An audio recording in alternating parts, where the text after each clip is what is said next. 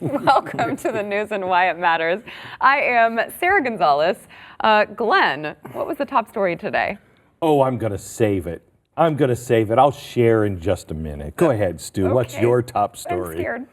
Other than some really awful conspiracy theorists that we'll get to maybe later on in the program, I have a story about the Democrats have a little Bernie problem. There's a little Bernie problem going on there. I don't know how they're going to solve it, but we're going to go through exactly what it means, and I think it actually is kind of important for them, at least. All right, Andrew. Mr. Donald Trump has a challenger. Yes. Primary challenge. Get ready, Republican Party. Here it comes.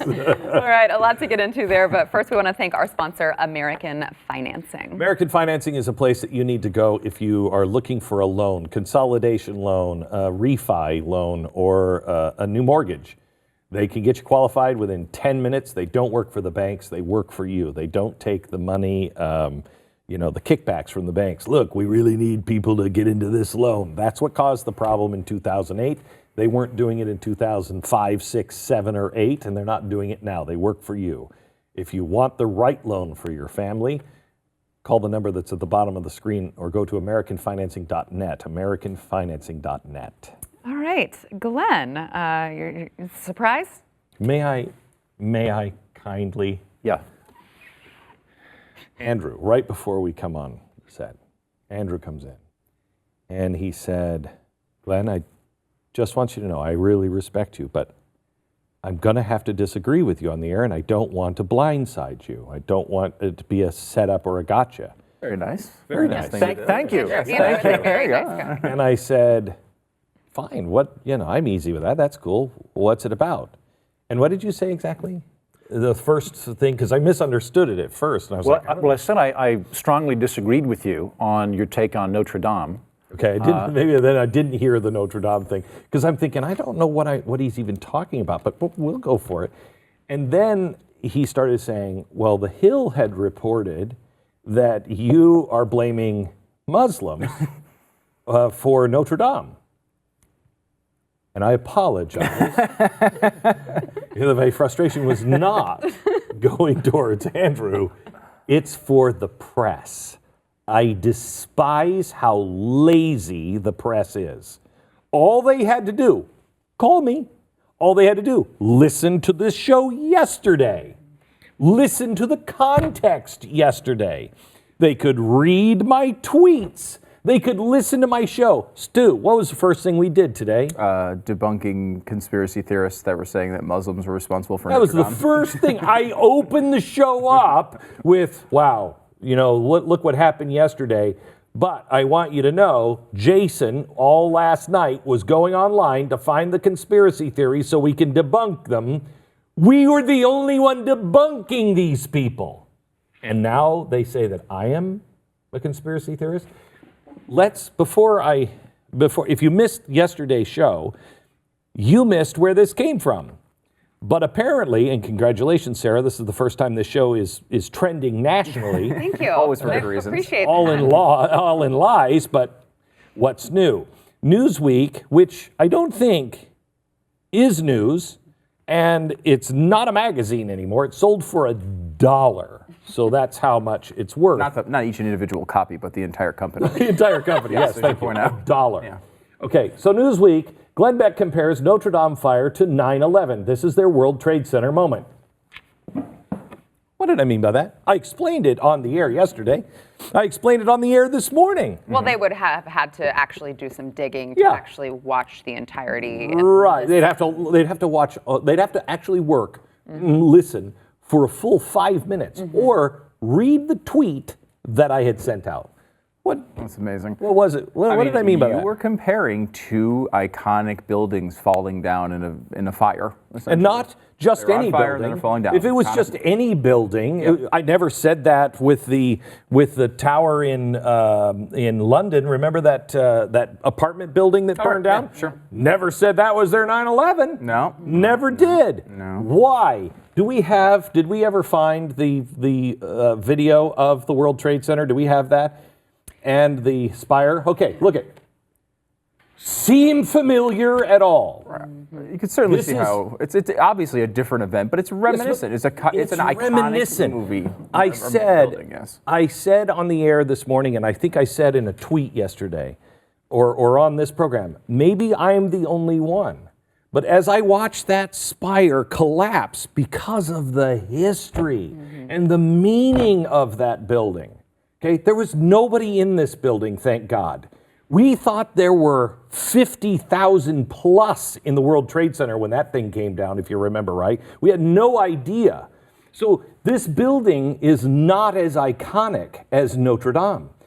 Yesterday on this show, I tried to say, what could it be? Maybe the White House, the Capitol, that is as American as Notre Dame is France, is about France. So I just know that when I saw a building on fire in flames and it collapsed like that, and it meant so much to us, it was like a sock to the soul of Americans. On 9/11, we didn't know who did it. We had no idea who did it. We didn't know until, I think, 9/12, they started to speculate. We had no idea. We were standing together, we were hugging each other, we were asking each other how they were. It was 9/11, we were afraid. 9/12, we reunited. Then, after that, we started to get down to business and find out who did it, and we kicked their butts. That's what happened.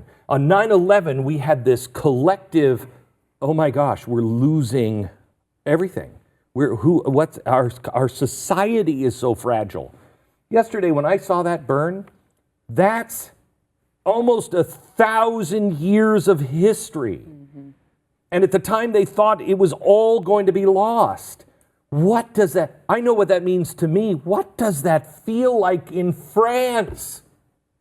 Yeah. I also, yesterday on this program, said, do you know how bad it will be if it is Islamic terror? Because I said in 2016, that building will be burned to the ground.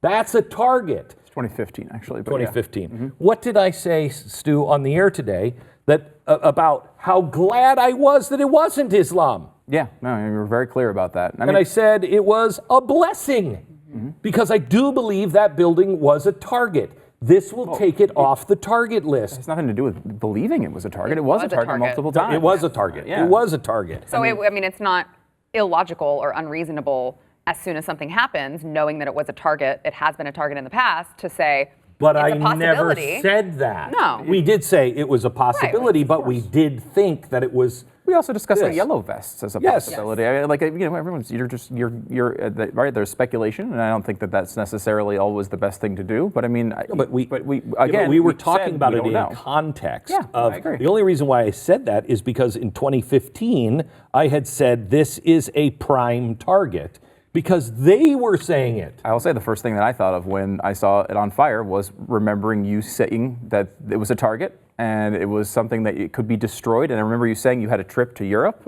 this past year, and you said you were worried, you wanted to get there before things like this had burned down. I mean, yeah, it was. I said to my we've seen kids threats last fall we started planning a trip, and I said I want to go to Paris. I want to go to Paris because I want you all to be able to walk in Notre Dame because there's coming a time where you will not be able to see it.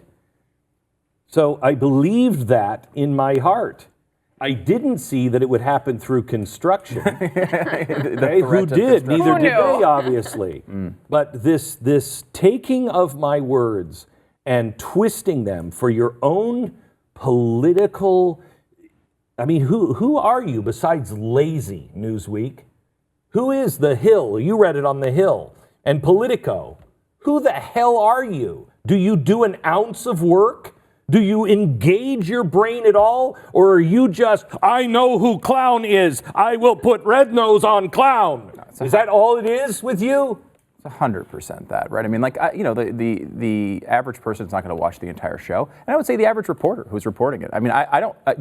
You know why? Because they've already made up their mind. Yes, they made up their mind, and so like someone like The Hill or whoever it was, Politico. I don't think those were the first people who saw it. So what they're doing is just reporting on other reports, right? The initial report, I don't know exactly where it came from. I think it was a typical site that didn't like you or whatever. And when those things start, typically they come with the addition of the ill intent, right? Like they know that they're lying. They know what they're saying isn't true. They put it out there. They excise all the context. They don't put the tweet in there. They don't put in your other coverage. They don't mention any of the other things that you said. They just make it look as worse as possible to try to obviously hurt someone they think is evil. And so everyone else is just lazily reporting on the initial report, which is even more embarrassing in my mind. And all they have to do is just get that one sound clip.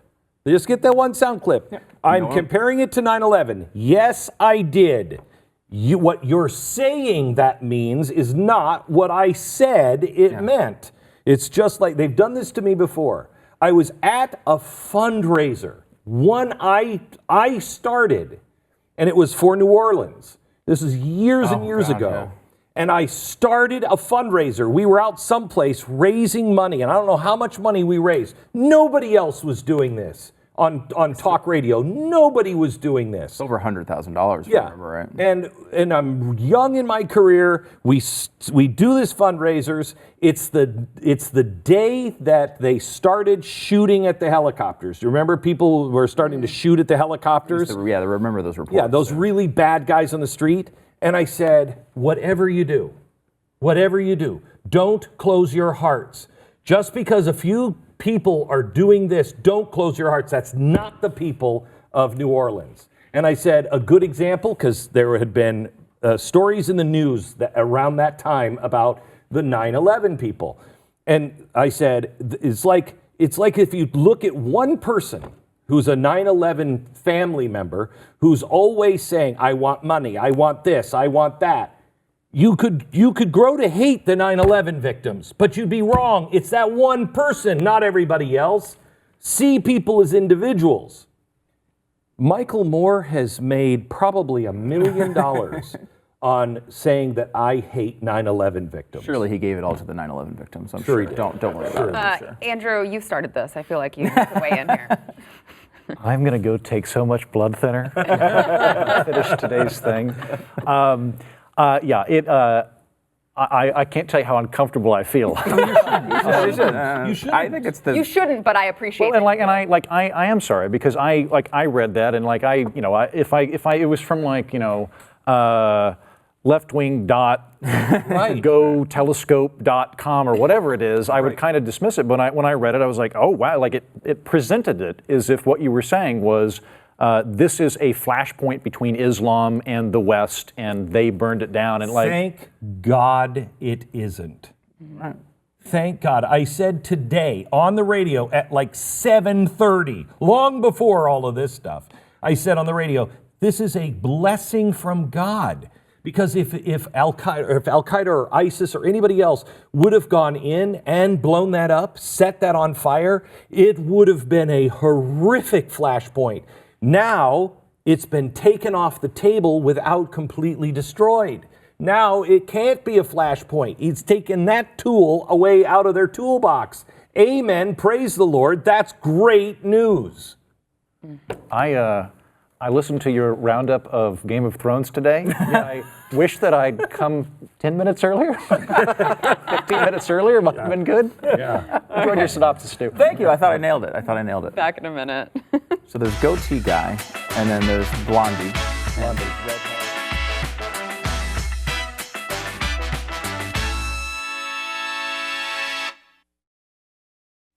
Before we start talking about Crazy Bernie, I want to thank our sponsor, Relief Factor. Glenn, I feel like if this is Relief a day. Factor just Double up today. if Holy Relief crap! Factor just worked on I need blood thinners.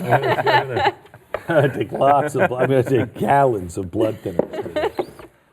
Relief Factor will help keep you out of pain. It has me and 70% of the people who try it. I invite you to try it. I didn't for a long time. I would watch the commercials, and everybody here was cutting commercials, and I'd be like, suckers. And I mean, I just don't. I believe if Dow Chemical hasn't had something to do with that, it's not gonna be a good drug. That's the point. This isn't a drug. This just works to reduce the inflammation in your body, and it does work. It has for me. I take it 3 times a day. every single day, and it makes a huge difference. So try it, relieffactor.com.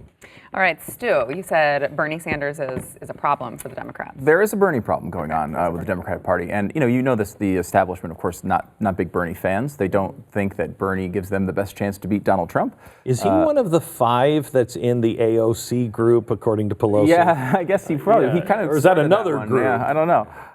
So I mean, and this is kind of against the polling. The polling actually is pretty favorable for Bernie, though. When people start taking him seriously as a potential president, I wonder if that will change. I don't think. When Clinton, I think everyone assumed Clinton was going to win last year, so his polling held up throughout this entire time. I literally bought stock in Smith & Wesson, assuming that she was going to win and gun prices were going to shoot up. Next day I had to dump all that. Yeah, I love that play. That's great. So anyway, Bernie's an issue, and so how are they going to deal with it? There's a lot of establishment stuff. The people who probably reported your nonsensical, controversy of the day was Media Matters. The guy who started that is a big Clinton guy, and he's launching an anti-Bernie effort inside the Democratic Party now. So this civil war is going to be like, it's going to be popcorn. It's interesting to watch that on Twitter because there's a lot of very anti-Bernie Democrats. Yeah, and there's things to appreciate about Bernie, but if your only goal is to beat Donald Trump, which I think that's what the Democrats are where they are right now, Bernie may not be the best solution, but he's got some good fundamentals. We have the latest fundraising totals in. We'll go through those real quick. Point out a few things about it. From last place, Wayne Messam, I don't think he's going to win. I hate to say that he's only raised $100,000. Julian Castro, 1.3. Marianne Williamson, 1.5. John Delaney, 1.7. He's interesting in just that he's got $1.7 million raised, but $10.6 million on hand. That's because he's given himself $16 million. He's very wealthy and has been running since July of 2017, and you probably didn't even know it. I'm wondering who the hell he even is. Exactly. I mean, it's not. Good comedian, John Delaney. Who's Wayne Messam? Wayne Messam is the mayor of Miramar, Florida, who has announced he's running for president. Didn't know him. Didn't know Miramar, but you knew Florida. Didn't know this mysterious new city in Florida needed a mayor. There we go. They did, apparently. Tulsi Gabbard, 1.9.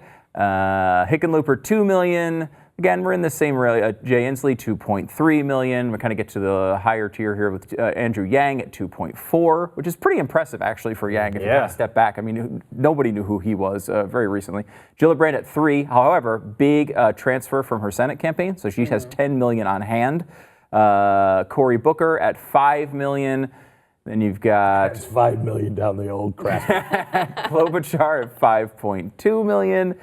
Then Elizabeth Warren, 6 million. Interesting thing about Warren here is she still has 11 million on hand. Almost all of that comes from her transfer from her Senate campaign. She's the one that's spending the most, though. You see, she's taken in 6 million, already spent 5.3. All that other money. I know, on what? And On she's what? I mean, she's not DNA doing tests. Well. Yeah. One after the other. It's all Just 23 hoping. and me. Yeah. Maybe this time.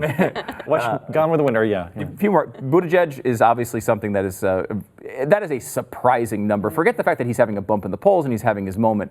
The Buttigieg thing, we talked about this very early on, Glenn. If you remember, he's got underground Obama era support. Obama mentioned him as an up-and-comer a long time ago, and the people in that administration, he's got legitimate establishment support from that side. I think he might end up being the guy that runs against Trump. And his demeanor is so much the antithesis, if I could say the word, of Trump, that there's going to be a real That's the black and thing. white option. That's why, and if you're a Democrat, turn this off. That's why I think he'll be effective. Because you don't fight fire with fire. They keep saying, you don't want Biden can go head to head and toe to toe. Well, yeah, but he's the world champion at that.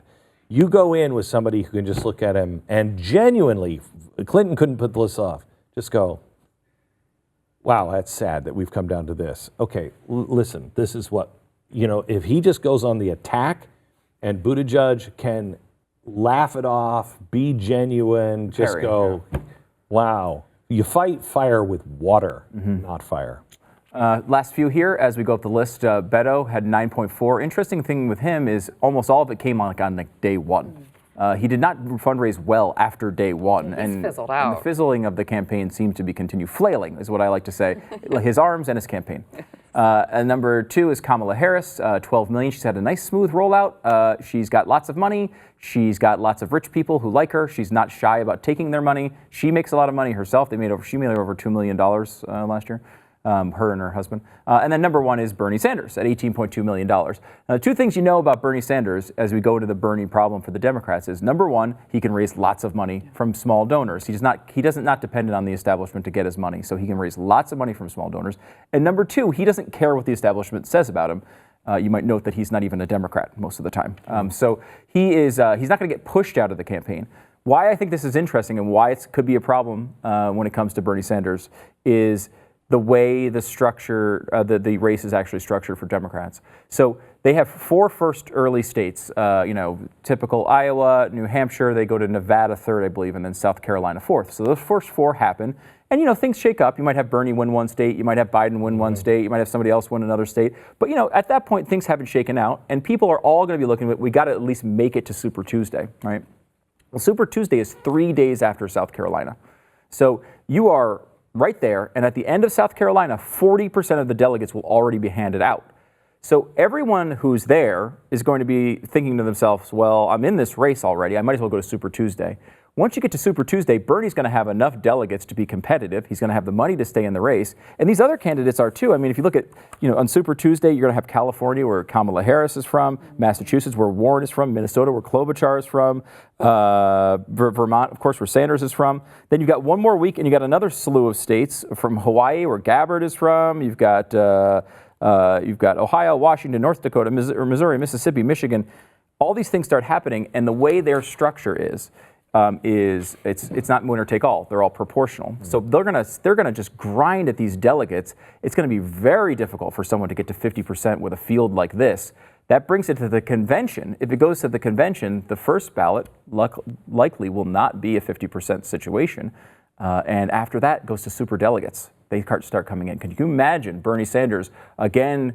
Having this run where maybe he's got 40% of the vote, and then it goes to the delegates, super delegates, and they take it away from him. I mean, the Bernie bros might just burn the place down. So there's going to be a big problem for the Democratic Party's legitimacy if they do that. Yeah, real problem, especially after 2016, where kind of somewhat of a false narrative that he was really the rightful winner. I mean, Debbie Wasserman Schultz does not have the competence to move 4 million votes over to away from Bernie Sanders. I love the fact that they did super delegates because of Ronald Reagan. They saw how Ronald Reagan completely changed the Republican Party.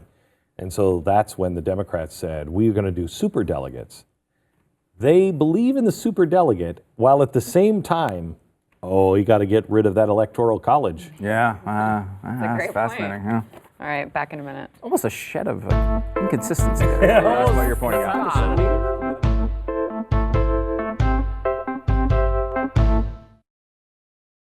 I do too. Did you guys- The United States government. Did you guys watch the Bernie Sanders town hall? I did. Yeah. Did you? Yeah. I respect him a lot for doing it, actually. Yeah, I do too. I do too. A lot of interesting moments. Let's watch one of them. Your taxes do show that you're a millionaire. You did make $1 million in 2016, 2017. You're right, the 561 in 2018. But your marginal tax rate was 26% because of President Trump's tax cuts. So why not say, I'm leading this revolution. I'm not going to take those. Come on, we're doing. I paid the taxes that I owe. And by the way, why don't you get Donald Trump up here and ask him how much he pays in taxes? That's a terrible answer. Notice also that he's quit making fun of millionaires. He just makes fun of billionaires now. Yeah. You notice that the last few days? I've The been 1%. It's now found the 0.8% as opposed to the 1%. Yeah, that's just that spin. Anytime they ask all of these Democratic candidates about something that they have said or done, it's like, but what about Donald Trump? I know. That's just their go-to for every single thing that they're asked. Yeah, I mean, I wish they didn't have that point to go to. I mean, they would say it about anybody, though. I mean, they said it about Bush, they said it about Romney, they say it about anybody. Honestly, I don't care how much people are making and Yeah, I don't either. The tax law is the tax law. Hypocrisy bothers me, though. He revealed how against socialism is to human nature by saying, what was he saying? Are you kidding me? Right. I'm not gonna pay Why that. would I do that? I pay that? Nobody's going to pay that. Really? Really? Unless the government says you're paying it. It's against human nature. Yeah. All right, we've got much more to come in overtime, so stick with us on Belize TV.